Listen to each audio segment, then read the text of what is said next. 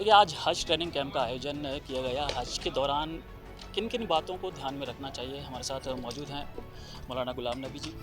उनसे जानते हैं हम कि किस तरीके के जो अरकान होते हैं, क्या ख़ास ख़्याल रखना चाहिए जो लोग हज के लिए जा रहे हैं? गुलाम नबी जी, आज आप हज के ट्रेनिंग कैंप में आयोजित इस कार्यक्रम में शामिल हुए और लोगों को भी बताया जो हज पे जाने वाले हैं। किस तरीके की जो मुख्य बातें हैं हज पर जाने के दौरान जो याद रखना चाहिए, क्या कहना चाहिए? अस्सलामु अलैकुम वरहमतुल्लाहि वबरकातुहू। मैं आपके चैनल के माध्यम से शाहनवाज़ भाई यही बताना चाहूँगा कि आज मध्य प्रदेश शासन की जानिब से जो आज हज का तरबियती कैंप जो रखा, जिसमें हज कमेटी के चेयरमैन आली जनाब रफ़त वारसी जी इसमें आए और आप सभी लोग, तो ख़ास ये है कि बहुत अच्छा सफल पूरा कार्यक्रम रहा, बहुत अच्छा कामयाब रहा। और सभी को ये बताने की कोशिश की कि जो हज पर जब जाते हैं तो किन चीज़ों का ख़याल रखना चाहिए, जैसे कि एहराम बांधना है और किन चीज़ों को लेकर साथ में जाना चाहिए, हज के जो फ़राइज़ हैं, किन चीज़ों पर मतलब गौर व फ़िक्र करना चाहिए। और ख़ास करके इस बात पे ताकीद की गई, लोगों को समझाने की कोशिश की गई, क्या नाम है, कि जब आप लोग हज पर जा रहे हैं तो कम से कम ये देखें कि अगर आपके मतलब वालिदैन, माँ-बाप अगर आपके नाराज़ हैं और अगर आप हज पर जा रहे हैं तो आपका जाने का कोई मतलब, पहले उनको आप राज़ी कर लीजिए, अपने माँ-बाप की खिदमत कर लीजिए, अपने भाइयों से नाराज़ होकर मत जाइए, अपने भाइयों को खुश करके जाइएगा, एक दूसरे से गले मिल के जाइए। इसलिए कि हज का ये जो मौका होता है, ये अल्लाह तबारक व तआला की जानिब से अल्लाह ताला बड़ी किस्मत वालों को देता है। जी। बेशुमार हमारे शहर से भी जैसे फ़ार्म डलते हैं, मध्य प्रदेश से डलते हैं, लेकिन ये वही है, मैं यही कहूँगा कि इरादे लाख बनते हैं मगर टूट जाते हैं। मदीना वही जाते हैं जिन्हें सरकार बुलाते हैं। तो ये किस्मत की और नसीब की बात है जो जाता है। तो आज अल्हम्दुलिल्लाह यहाँ ये सारी चीज़ें बताने की कोशिश की। तमाम इसमें ख़वातीनें, हमारी माएँ-बहनें भी थीं, इसमें जेंट्स हज़रात भी थे जिनको हज के अरकान किस तरीके से आपको खाने काबा का, जैसे कि एक मोनू ये रखा हुआ, जैसे इसको प्रैक्टिकल के तौर पर बताया गया है कैसे कि आपको तवाफ़ करना है, किस वक्त में आपको कहाँ नमाज़ें पढ़नी हैं, आपको सफ़ा मरवा के दरमियान दौड़ें लगानी हैं। ये सारी चीज़ें मतलब सबको समझाने की कोशिश की, सबको बताया और यहाँ तक है कि सबने अल्हम्दुलिल्लाह बखूबी उसको समझा भी और जानने की कोशिश की। और उसके बावजूद भी हम लोगों ने बोला, अगर कोई भी चीज़ समझ में नहीं आती है तो आप फिर कॉन्टेक्ट करें, कोशिश करें पूछने की, हम लोग बताएंगे। और अल्हम्दुलिल्लाह मध्य प्रदेश हज कमेटी की जानिब से भी, जो गवर्नमेंट की जानिब से भी, यहाँ भी और सऊदी में भी जो फैसिलिटी की गई है कि अगर आपको वहाँ भी कोई परेशानी या कोई भी दिक्कत का सामना करना पड़ता है तो आप फ़ौरन यहाँ मध्य प्रदेश हज कमेटी या केंद्र कमेटी से आप कॉन्टेक्ट कर सकते हैं, जिससे आपकी परेशानियों को हल किया जा सके।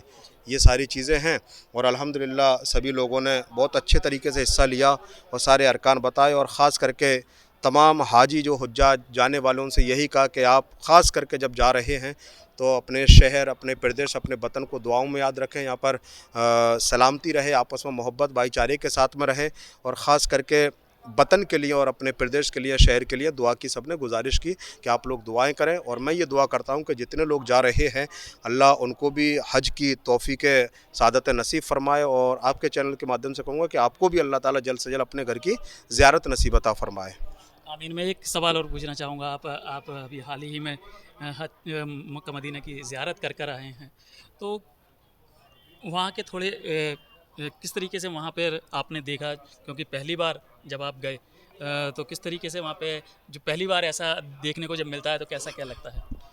अल्हम्दुलिल्लाह वो जगह है, मदीना हो या मक्का हो। जब आपने पूछा है तो मैं आपको बता देता हूँ, ये अल्लाह ताला का शुक्र है कि ये मैं अभी 19 तारीख को वापस आया। अल्हम्दुलिल्लाह ये साल के अंदर मेरा 5वां राउंड था। अल्हम्दुलिल्लाह ये अल्लाह का ख़ास खुसूसी करम रहा जो मुझ जैसी नाचीज़ को उस दयार में अपने पाक घर पे बुलाया और वहाँ की जो ज़ियारत का मुझे मौका अता फ़रमाया। लेकिन सच्चाई है, जब बंदा वहाँ जाता है और जाने के बाद उसे दुनिया कुछ अच्छी नहीं लगती, सिर्फ़ ये लगता है कि यहाँ पर हम लोग नमाज़ पढ़ते हैं तो नियत बांधते हैं मुँह मेरा काबा शरीफ की तरफ, और वो मंज़र होता है जब काबा निगाहों के सामने हो तो कोई एक आदि ऐसा होगा कह नहीं सकता, वरना आँखों से अश्क जारी हो जाते हैं, इंसान रोने लगता है, गिड़गिड़ाता है। और जब उसकी वहाँ से वापसी के लिए, जब वो मदीना से जब अपने वतन के लिए वापस आता है तो पलट पलट कर वो वापस देखता है कि पता नहीं मुझे इस ज़मीन पर कब आने का मौका मिलेगा। और यही दुआएं करता है कि मुझे जल्द से जल्द यहाँ की हाज़िरी नसीब हो, फिर मैं डबल से यहाँ पर वापस आऊँ। इसलिए कि वो जगह है। और एक चीज़ मैं ख़ास बता दूँ, मैंने देखा है जब वहाँ पर वहाँ के लोगों से जो सऊदी के, उनसे गुफ्तगू अरबी में या गुफ्तगू जब बात होती है या वहाँ के जो प्रशासन के जो पुलिस के लोगों से जब बात करें और जब हम लोग बताते हैं वहाँ पर, वो पूछते हैं अरबी में कि आप कहाँ से हो। जब हम किसी भी मुल्क का हो और जब इंडिया का नाम आता है तो बड़े मोहब्बत से गले लगाते हैं। जैसे ही इंडिया का, भारत का नाम सुनते हैं तो गले लगाते हैं और मोहब्बत से पेश आते हैं, पानी वगैरह पिलाते हैं। तो ये मैंने देखा है कि हमारे हिंदुस्तान से सिर्फ अल्हम्दुलिल्लाह सऊदी अरब के अंदर भी बेशुमार लोग, वहाँ के लोग बेपनाह मोहब्बत करते हैं और बहुत मोहब्बत से पेश आते हैं आपकी खिदमत में। ठंडा है, पानी, ये सारी चीज़ें कि आप इंडिया के लोग हैं, बहुत मोहब्बत करते हैं वो लोग। एक आखिरी सवाल और पूछना चाहूँगा मैं, जिस तरीके से जम्मू कश्मीर में जो पहलगाम में आतंकी हमला हुआ, उसमें कई लोग मारे गए हिंदुस्तानी थे, और पूरा देश के मुसलमान हैं अपने भारत देश के, काफ़ी प्रोटेस्ट कर रहे हैं, काफ़ी मजम्मत कर रहे हैं। क्या कहना चाहेंगे आप उसके बारे में? मैं ये कहना चाहूँगा, बड़े दुःख की बात है जो कश्मीर के अंदर जो हमला किया उनने, वहाँ पर बड़े दुःख की बात है। और जितने लोग वहाँ पर शहीद हुए है ना, उनके घर वालों से पूछिए। और सच्चाई है कि जो आतंकवाद है उसका कोई धर्म नहीं होता और हम इसके बहुत ख़िलाफ़ हैं, सख्त ख़िलाफ़ हैं। और मैं यही कहूँगा, अगर ऐसे आतंकवादी अगर हमारे सामने आ जाएँ तो हम लोग उनको ख़त्म कर दें। इसलिए कि हमारे लिए हमारे पैगम्बर इस्लाम सल्लल्लाहु अलैहि वसल्लम, मोहम्मद पैगम्बर इस्लाम सल्लल्लाहु अलैहि वसल्लम ने फरमाया कि तुम जिस मुल्क में रहो उससे मोहब्बत करो, और वतन से मोहब्बत आधा ईमान, मतलब मोहब्बत की निशानी है। हुज़ूर ने फरमाया है ये सारी चीज़ें कि अपने मुल्क से मोहब्बत करो। और जब ये कश्मीर के अंदर जो दंगा हुआ है, ये बड़े अफ़सोस की बात है, हमें बड़ा अफ़सोस दिल होता है। ये सारी चीज़ें बेगुनाह लोगों को, उन लोगों ने जब उनको वहाँ पर ये सारी चीज़ें उनके साथ में ये ज़्यादती की गई, तो ये बड़ी दुःख की बात है। और मैं यही कहूँगा, बल्कि प्रदेश सरकार, केंद्र सरकार से मैं यही सिर्फ अपने अंदाज़ में यही कह सकता हूँ कि ऐसे लोगों के ख़िलाफ़ सख्त से सख्त कदम बढ़ाया जाए और उनके ख़िलाफ़ सख्त से सख्त कार्रवाई की जाए। ऐसे लोगों का कोई मज़हब नहीं होता, कोई नहीं होता, बल्कि ये हमारे मुल्क हिंदुस्तान के लिए बल्कि नुकसानदेह हैं। और यहाँ पर ये लोग बड़ा माहौल ख़राब करने की कोशिश करते हैं। ऐसे लोगों के ख़िलाफ़ सख्त से सख्त गवर्नमेंट कदम बढ़ाना चाहिए, उसको कार्रवाई करना चाहिए। तो ये थे साथियों हमारे बीच शहर काजी मौलाना गुलाम नबी जी, जो 5 बार मक्के मदीने की ज़ियारत कर चुके हैं। ये ऐसा हर किसी के नसीब में नहीं होता।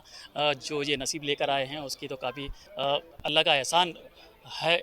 और आप, इन्होंने साथ ही जो जम्मू कश्मीर के पहलगाम में जो आतंकी हमला हुआ